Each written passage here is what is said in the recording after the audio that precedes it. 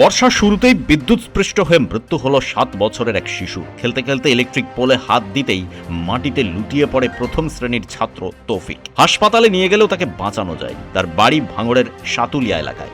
বাবা রেজাউল ইসলাম স্থানীয় রাজমিস্ত্রি। বুধবার স্কুল থেকে বাড়ি এসে দুপুরে ভাত খায় তৌফিক। তারপর খেলার জন্য বাড়ির বাইরে যায়। বাড়ির কাছে একটি ইলেকট্রিক পোল ছিল।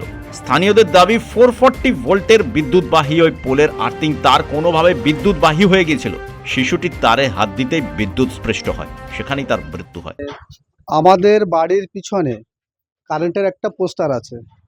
পোস্টারের গায়ে যে আর্থিনের তার জড়ানো আছে, সেই তারে বাচ্চাটা খেলতে খেলতে কিভাবে হাত লেগে যাওয়ার পরে বাচ্চাটা ওখানেই বিদ্যুৎ স্পষ্ট হয়ে মারা যায়।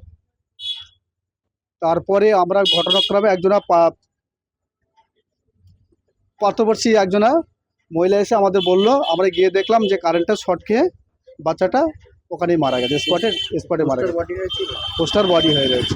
ওখানকার মাটিগুলো যে কিভাবে গরম হয়ে রয়েছে সে কথা বলা যাবে না, এখন পর্যন্ত দেখলে গরম আছে।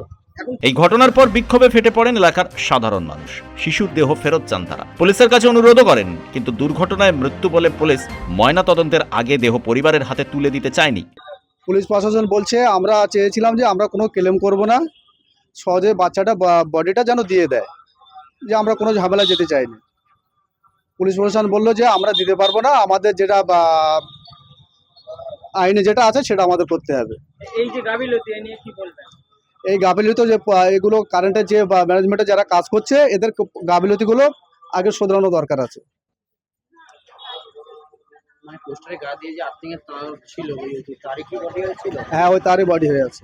বাগজোলা খালপাড়ের রাস্তা অবরোধ করে প্রতিবাদ জানান তারা। বিদ্যুৎ দপ্তরের গাফিলতি নিয়ে সরব হন, ক্ষতিপূরণের দাবি করেন। পোলেরহাট থানার পুলিশ ও রাজ্য বিদ্যুৎ বন্টন পরিষদের কর্তারা বিষয়টি খতিয়ে দেখার আশ্বাস দেন। ব্যুরো রিপোর্ট, পূবের কলম ডিজিটাল।